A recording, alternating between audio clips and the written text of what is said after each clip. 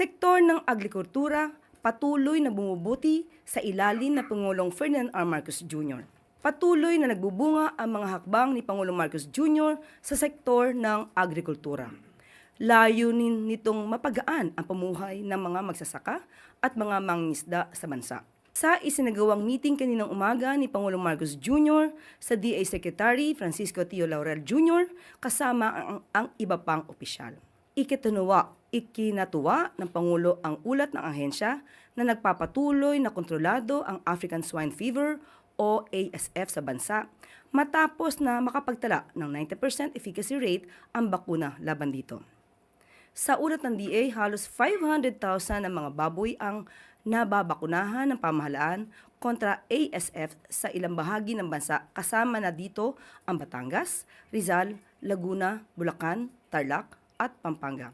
Kabilang din dito ang 12 semi-commercial siyam na smallholders at isang government farm sa bansa. Nakapagbukas na rin ang DA ng 33 units ng Agri-Food Hub sa 4 na probinsya kagaya ng Pampanga, Quezon, Camarines Sur at Bukidnon.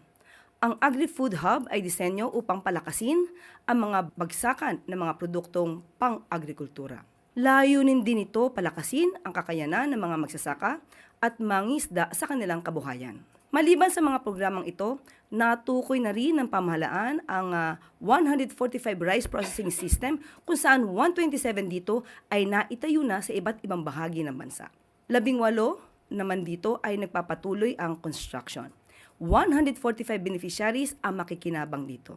Samantala, malugod namang ibinalita ng DA na nakatakdang magbukas sa susunod na buwan, January 2026, ang isang mega cold storage facility sa Pili, Camarines Sur.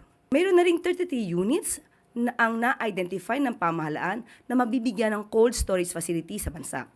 Sa liderato ng Pangulo, lahat ay aangat, lalong-lalo na ang mga magsasaka at mangingisda na malapit sa kanyang puso.